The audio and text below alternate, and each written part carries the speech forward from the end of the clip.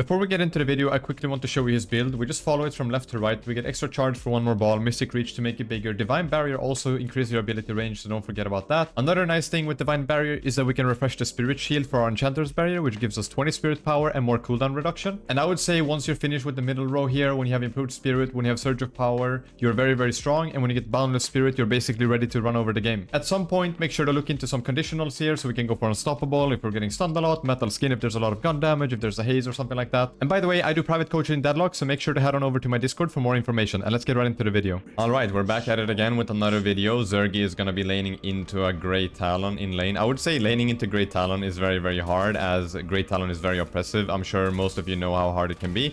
We're starting with the stun in case the Grey Talon gets too close. We're gonna be focusing on the wave here. We're not really gonna be focusing too much on the poke. The main thing to keep in mind is the cooldown on the Grey Talon whenever he has his flight. It's a 35-second cooldown to begin with. After he upgrades that, it's a 21-second cooldown. Zerggy puts the stun on himself. They just farm up. And they are brawling out. As you know, Zerggy and Listic are teammates, so they're probably having a bit of fun here in lane. But it is a very, very hard lane, to be honest, to lane into Grey Talon. I personally hate it. I'm sure most of you don't like it. Also, Grey Talon has the charge shot that we need to be aware of, and it just does so much damage. If you upgrade it once, it has one extra charge. So it's very, very oppressive. The hitbox on it is very, very big. So it's not necessarily a kill lane, I would say, for 7 here. The key thing is just to farm up and play around our cooldowns. There is the flight, and yeah, Grey Talon just has more weapon damage when he's in the air. He shoots multiple shots, so it's easier for him to hit you. And we're just getting zoned off here, and we have to play behind our troopers, which is completely fine. I mean, we just want to farm up on 7. Just want to see what we can do around in the lane there. Notice how he's sliding as well to just preserve ammo. When you have like 1 ammo left and you need to last hit a minion, just slide and get it. You know, because a lot of people, when they have 1 ammo left, they kill the minion, but they don't get the orb because they have to reload. So make sure to use your slides, especially when you're playing carry characters like Haze, 7, Wraith, etc. Also, the thing about 7 in lane is that he is very, very strong once he uses his 3 ability. But the problem with it is that it has such a long cooldown. So it's on a 48-second cooldown. When we have it, the opponent has to respect it. That's basically our trading window. That's when we can do a lot of damage. But when we don't have it, it's super, super easy for our lane opponent to deal with us. Talon, looks like Talon is gonna go for us. I'm not really sure. I mean, we are so low HP. 1 charge shot here would just seal the deal, right? But we do get a lot of healing from the trooper there. Zergy's buying extra regen and he's buying extra spirit. So he has 7 regeneration right now, which is pretty nice. And then with the healing troopers coming in occasionally, I mean, they will top us up. So notice how, like, we just have to play carefully here. And like in lower elo games or like in harder games where you are hard losing into a Grey Talon, because Zergy is very experienced in matchups in solo lane 07. So in some lane matchups where you're just hard losing, it's completely fine to lose the tower. Like it's not a big deal losing the tower early on. The key thing is that you communicate that to your teammates that, hey, the tower is down. My lane opponent, in this case it would be Grey Talon, is going to rotate and he's going to start roaming. And you can just try to freeze the wave under your walker and then farm up safely. It isn't the greatest to lose the tower, right? And if the opponent can roam around, he will just snowball. But it's basically, in some games you just have to do it, especially if you're hard losing your lane. In this elo, people don't tend to lose their lane extremely hard. It tends to go even or slightly above and below. We don't lose the tower super early either. And as you see, Zerg is just trying to farm here. He grabbed the jungle on the side, which spawns on 2 minutes. At 3 minutes, the boxes spawn 2. He grabs monster rounds and basic mag. This is to jungle faster and to have more bullets. Also kills troopers faster. And then as you can see there, Zergy pops everything. He pops the stun, he pops his 3, and that's basically our trading window there. So Talon has to respect it. He could have probably killed us there. But as soon as we have all cooldowns on 7, we are a bit scary in lane. And that's something that you want to be playing around mainly. Also, if you do end up landing the stun, then you can just combo a ball into it, especially if it's on the ground. If you land the stun on a Grey Talon in the air or a Vindicta in the air, it's kind of harder to combo the ball. They are keeping each other low, just trying to poke wherever they can. It's just, yeah, like, it's not necessarily a kill lane here. But as you can see, Zergy is ahead in farm. Buys Mystic Reach there to make the ball bigger, the stun bigger. 7 is a very farm-heavy character, and I'm sure you've all encountered a 7 in your game that just farm the entire time, and then they show up at the end of the game, and they just die, and they do absolutely nothing. And it's about finding that balance between farming and knowing your power spikes. Buys extra charge to get 1 extra ball, which is super nice. It's gonna help us with farming later on. But yeah, it's about just playing around your power spikes and your items. So there are some items that make you very strong, and then you kind of have cues of when you can go in. But you see, we have all our cooldowns up here. We're just going all in on the Talon there. He's very, very low HP. Are we gonna go for the dive? I'm not sure. The wave is there. It's a bit scary.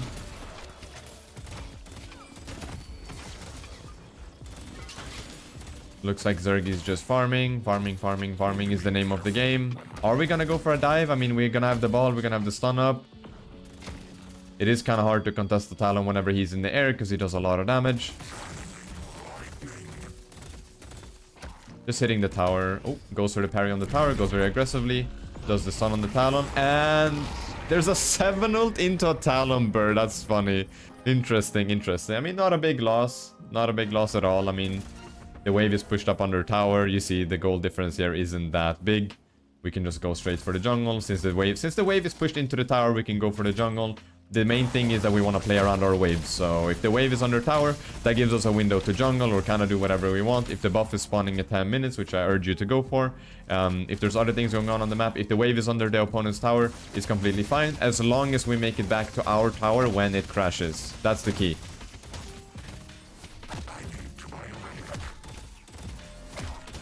Looks like the wave is about to crash here, so we're gonna zipline, use our movement, and whenever you let go of the zipline, you want to let go with crouch instead of space. That's gonna preserve your momentum. So if you let go with crouch and then you press your dash, you get a lot of momentum forward. So definitely mess around with that. It's gonna help you with traversal around the map way faster. And now we're here just grabbing the wave. And in general, we want to try to push 2 waves. Because if we push 2 waves quickly, that establishes an automatic push. And that gives us a window to do whatever we want. And in this case, I think we just want to go for the jungle to get our items as soon as possible. Because 7 is all about hitting power spikes. I mean, if we pop all of our cooldowns here, if we pop our 3, if we pop our stun on someone, we're doing a lot of damage. Also, Divine Barrier is super nice on 7 because it increases your ability range by 8. And you also get more movement speed. And being able to pop your shields on command is very nice. You get a 260 and bullet shield and spirit shield. You also get more movement speed when you pop it, so it's just a natural item for 7. Gives us that survivability that we need. Just jungling here in between waves. Grabbing this wave here. But yeah, we are very strong when we pop our 3, and it's important that we just play around that. If we're ever fighting, if we have our 3 off on cooldown, we do have a lot of damage regardless of items, but the key here is just to farm and get as big as possible on 7. And especially in lower elo games or like mid elo games, there will be a lot of jungle on the map. There will be a lot of waves on the map for you to take. So you will hit your power spikes much earlier and it will just be so much easier for you to snowball. In these games here, people are very, very efficient. It's hard to always catch waves. It's hard to always have jungle available. Also, I think that 7 in solo lanes isn't that bad, honestly. Like, I think he can win most matchups. There are some matchups that are hard, like, for example, the Great Talon matchup here. I don't expect 7 to win it, but you can at least go equal if you play it well. Looks like Talon gets swapped. He flies up into there. It's just so hard to catch him. The team should definitely be building knockdowns for him, I think. I mean, if we look at the enemy team composition at this point, they have Talon and Vindicta, so considering a knockdown here would be huge. I don't think it is super worth to go on 7, but in your games, it might be worth it. Like, sometimes it is worth to sacrifice your power spike just to shut down an enemy if they are above you or if they are stronger. Like, if someone's carrying the game, just sacrifice one of your items, get that knockdown, get that silence glyph. You know, if there's a Yamato on the enemy team, there's a lady, guys, just buying a silence glyph for 3k can just shift the entire game around, and it's so much more valuable than grabbing one of your power spikes. But I would say in general, if you are playing a carry character, like, you know, Haze, Wraith, 7, Infernus, you definitely want to just focus on your power spikes and kind of fit in situational items wherever you can. Sometimes I like to go slowing Hex early on Infernus, for example. That's something you can do on any character, to be honest. The key thing is just to look at what the enemy team have. For example, if the enemy team would have the Lash and the Mirage, a slowing Hex would be super valuable because you would shut down the Tornado and you would shut down Lash's like jumps around. He wouldn't be able to jump around as much. Gets ganked there by the Haze. We're still doing a lot of damage, as you can see. Like, the Haze almost dies. She's 1 HP. It's the same situation as earlier with Talon when Talon was left on 1 HP. So it's just very unfortunate. I feel like these fights can go any way, really, as long as we have all of our cooldowns. But we're not there yet. We're not quite there with the power spike. Another thing I want you guys to think about is that Haze ult, early game, does not have that much damage. If you don't have your items on Haze, it isn't really that good. It's more valuable for Haze to just shoot you and stack fixation. The ultimate ability is used more of if you can't reload your gun, for example, if you have no bullets in your mag, or it's more used as some sort of execute, or if there's multiple opponents around you. But in general, it's more valuable for you to just shoot, and that's something that I think most of you should be focusing on in your games whenever you're playing characters like this, like whenever you're playing 7. Just focus more on shooting. Pop your 3 and just focus on shooting. Don't overthink your abilities, you know, throw your ball here and there, use your stun whenever you see fit, but just pop your 3 and focus more on shooting, and you're gonna get way better results in general. And here we are just being efficient with our jungle routes, like we're grabbing waves, and if waves are in a good state, then we can just grab the jungle in between, and we're just trying to get as big as possible. Our team is fighting on the left side. We have no need to join this right now. We have a bag of 1000 souls, and the bag that you have from jungling kind of dictates if you can fight or not. Sometimes it's worth to limit us, sometimes, you know, you have to join a fight to help your team out. But in general, if you have a big bag on you, let's say in this case, Zerggy had 1000 souls on him, it's just not worth it for him to join a fight. We want to farm up, spend money on an item, and then go in. So here we're just going to look to help the fight. We want to make sure that our Paradox doesn't die. We want to try to protect our tower and get the wave as well. So it looks to me like we're just going to push the next wave here, and then we're going to look for a jungle camp probably. And with the balls, you can farm tier 3 camps very, very fast and very early on with 7, especially when you have your 3 off cooldown, because it chains to the nearest creeps. There we go, just lines up the balls on the ground. Hit all of them, probably gonna pop his 3 to chain. Notice how he's punching in between. Heavy punching is a very high amount of damage early on in the game. So putting down your balls and just shooting and heavy punching in between just does super, super much. Gets these, you see, like we are not even 13 minutes into the game when we're just grabbing this like it's nothing. So on 7 you can farm it very fast. Again, we have a 1000 bag on us right now, so fighting is not ideal. I think it's going to be farming up to a 3000 item, probably getting either improved spirit or maybe looking to get Surge of Power. A Surge of Power is going to go on our 3, and Surge of Power gives us a lot of movement speed when we pop it. So if you look at it right here, we get fire rate, we get movement speed, and we get ability power on, or spirit power on this ability. So Surge of Power is super good. Combine that with a divine barrier and all the movement speed that we have, you're just running very, very fast. You can kite opponents, you can weave back and forth, you can space yourself really well to avoid abilities. And it's always important whenever you play any character, but carry characters in specific, it's very important for you to pay attention to what abilities are dangerous on the enemy team. So in this case, I mean, the scary stuff is, I would say, Talon Bird, it's Vindicta Stake, like the main stun, Haze Sleep Dagger, or her ultimate ability, Viscous Punches can be a bit scary to play around, Infernus Flame Dash / ultimate, and then you have Lady Guy's Silence and Swap. So we always want to try to play around these abilities, and I would just look at what abilities can actually catch me out and what is the real danger in a fight. Because if somebody is using abilities that, I mean, Haze Fixation, Infernus Burn, like I said, Viscous Punches can be scary if they punch you around and you're like flying around everywhere, right? But like, if it's just damage abilities in general, we can just try to stay out of range of them. But the key thing is just avoiding things that can shut us down. Actually gets the extra recharge, which gives us 1 more on the ball, and also gets Spirit Lifesteal to sustain.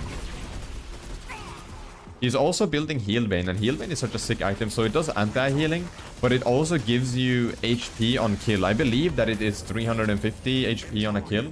Yeah, it's 350 heal on hero kill and 40% healing reduction on an opponent. So in this case, it's really good, especially into Lady Guys and into Infernus. One cool thing is that healing reduction items work on Lady Guy's ultimate, so the swap actually does less. Farming the tier 3 camp there. Gets shot down from the zip line, unfortunate. But you see, like, the gameplay, I wouldn't say, like, it's not necessarily flashy. On these types of characters, you're just looking to get as big as possible for whenever the fights that matter happen. And kills early game, they aren't worth that much. The main thing is, like, we just want to farm and get bigger, right? In mid game and later on, the death timers increase, so getting a kill is super valuable. You can go for objectives, and also kills give you more money later on in the game, so that's when it actually starts mattering. But early game, it's kind of whatever, you just want to focus on farm. It looks like it's a 1v3 here. I mean, already you can see we have so much damage. The Haze actually goes down. The Lady Guys does swap, and I think we might die. No, look at that. Like, that is just an insane amount of damage. And if you just pay attention to our net worth here, like, we don't have super much. We're on 16k gold. So you know, always be mindful of these things in your games. Whenever you do take a fight, and if you win or lose, it doesn't really matter, but always pay attention to how much damage you're doing at each stage of the game. He does get improved spirit there, so we're getting even more damage on all of our abilities. But yeah, just pay attention to your power spikes and pay attention to what's going on in your fights. It's going to help you with deciding on if you can fight or not. Just being aware of how much damage you have is just super, super good. And there we go. We go on the Talon. He's about to get stunned. Are we going to throw another ball here? Yes, we are. Always look to ball whenever they get stunned, and you see, like, we just pop our 3 and we're chasing the Talon, and you should be a dead target right here.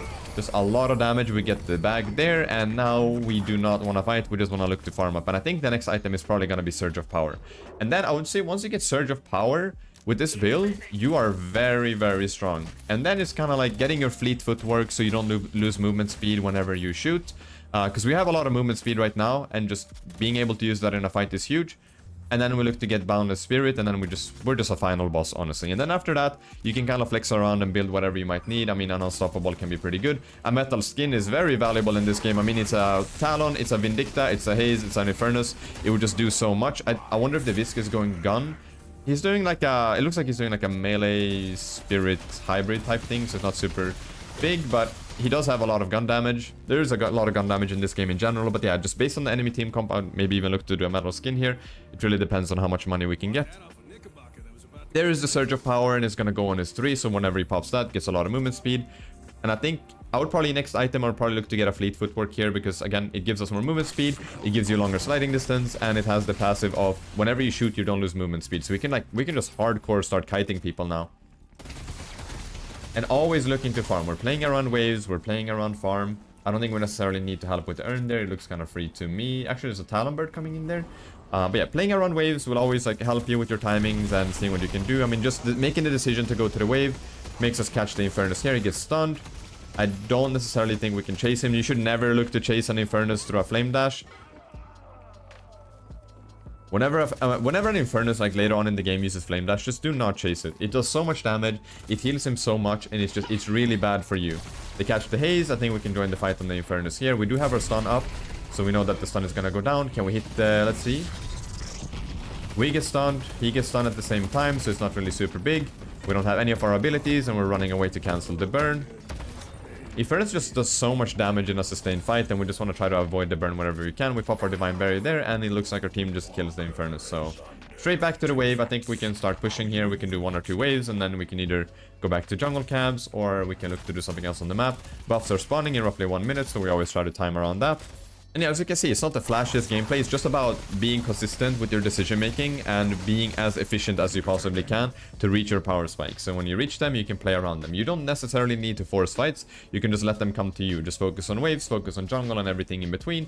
And then when you see a good opportunity to fight, you can take it to limit test to check your damage and see how well your items are going. We get a duration extender there, and we get fleet footwork, like I said. You get movement speed and ammo when you pop it. And as I said before, you don't have a movement speed penalty whenever you're running around and shooting. So now it's just huge. Like now when we pop everything, we have so much movement speed, and we can just kite everyone, and we can just focus on shooting. And focusing on shooting is also the name of the game when you play 7. Don't overthink it too much. Just pop your 3, use your other cooldowns as you see fit, and then just focus on shooting, and you'll be fine. There are some traps to think about with 7. Like, some people just farm way too much, you know? Like, some people think that 7 just farms until the 30-minute mark or 40-minute mark, until he has like 50,000 farm, and then they start joining fights. But the game can just be over at that point, and the problem is, in higher ranks, games end sooner, so it is harder to play carry characters. You have to be more efficient, you have to be better at your jungling, you have to be at least like going even or winning your lanes. Like, there's a lot that goes down into it. But in mid MMRs, like mid high or even lower MMRs, like you will most likely hit your power spikes every single game as long as you're efficient. Games tend to last longer. There's a pause here, so I'm gonna skip over that. Looks like our Lash is back here, but yeah, like just make sure to farm, but also play around your power spikes. If you have your power spikes and you see a fight go down, just make a decision if it's good or bad. If you deem it bad, just go back to getting the waves. Just make sure waves are in a good state. Also, after 14 minutes, walkers fall very, very fast, so that's something that you can consider. If you are allowed to split push in your games, then, you know, just shove the walkers. We're gonna go for the tier 3 jungle here, and then we're gonna go catch the wave on the walker here. Again, wave is the priority. We can maybe even look to go for a kill on the Haze. I'm not sure if that's something he's gonna do, but we are extremely strong. We have so much movement speed, and we can just kind of chase down whoever we want. Yeah, you see the damage there. Like, now we are power spiking and we don't have Boundless Spirit. A lot of 7 players would just farm until Boundless Spirit and then they would start fighting. But I would say as soon as we have Surge of Power in this build, if we build it from left to right, I would say we're very strong. And especially when we get Fleetfoot on top of that, we can just chase whoever we want. And you see, one simple kill on the Haze there gives us the urn. And keeping it simple with our macro is gonna lead you to good stuff. Because you saw there, we got the tier 3 jungle camp. We got the wave and the Haze just happened to be there and it naturally led us into a fight. We didn't have to force it and we know at that point that we are stronger than the Haze. I mean, we're 10,000 up on the Haze in terms of net worth. Zerg is just so far ahead of everyone and I think that he can go for his Boundless Spirit here. But like you see, the waves are in a good state. We don't necessarily need to force any walkers right now. We can just go mid, we can grab all of this jungle and then we can go spend our money. And again, the bag dictates if we can fight or not. Like I personally would be scared to fight with a big bag. Sometimes it's something that you have to do to win the game. If there is a game-winning fight, let's say around the mid boss maybe, around the urn area, sometimes you have to join those or if a teammate makes a call. But in general, if you have a big bag on you, just don't bother. Like, just do not bother fighting. Just farm up for that item and then start looking for opportunities. But it's, yeah, again, it's just very methodical. Like, right now, there's not much going on the map. Yamato ended up getting one of the walkers, and now we can just farm up. And now, let's see, pops Fleetfoot. And now he sees an opportunity here on the right side. Since you have Boundless, we're super strong. Pops everything. Might go Divine Barrier here, too. Lady Guys goes for the swap, and it doesn't do super much, honestly. Pops the ball on the cube. Lady Guys dies. And now we're just focused on shooting. And notice his spacing. He's not too close to anybody. He's just holding his range. As long as his 3 is on, we can just keep shooting. Tracks the ball right there. The ball is very low HP. Haze goes in. Haze dies. The enemy, or our Lash, just ults. And I think this looks like a very one fight to me, to be honest. Just running people down. The Infernus should be dying there because we stunned him. Of Divine Barrier for more movement speed. And now we can look to chase. The Great Talon is on the bridge. Not sure if we can catch him. I mean, if the stun just has so much range, so, you know, we can just go for that. But you see, like, just when you reach this stage, when you have Boundless Spirit, when you have Surge of Power and Fleetfoot work with the rest of your items, you're just so strong. And we're 20 minutes into the game. Zerggy hasn't done anything insane to reach this point. He's just been playing very methodically, and he's just been playing good macro. And for most of you watching this video, reaching this point, you would reach this point way, way faster in your games than Zerggy because there would be so much more farm available to you. You don't need to farm until 40 minutes, until 30 minutes. You can reach this stage around 20 minutes in your games. And then when you are this strong, you can just run people down. And I think we get the mid boss, and I think we're just going to try to push to the end here. Talon is dead, so he's staggered. Death timers are longer at this point in the game. And now it's about just, yeah, just bursting them down. Just look at how much damage Zerggy is doing. It's insane. Cooldowns are also getting lower, which is super nice for us. And we're just strictly focused on shooting. Whenever the stun comes off cooldown, we can look to stun someone. Whenever our 3 is off cooldown, we just pop it and shoot. We pop the stun on Talon to make him fall down. And now we're just going for the shrines. Both shrines fall. And we're just looking to pressure. Catching the waves to get our waves in. We don't have super many troopers coming in. We have one from the right lane there. But in general, yeah, just playing around our cooldowns here and shooting. That is it. You just have to keep it simple. Catch waves, catch jungle in between. Make sure waves are in a good state. Fight whenever they come to you. Don't necessarily force fights. And then when you do reach your power spikes, just take over the entire game with 7. And that's basically how we want to play him.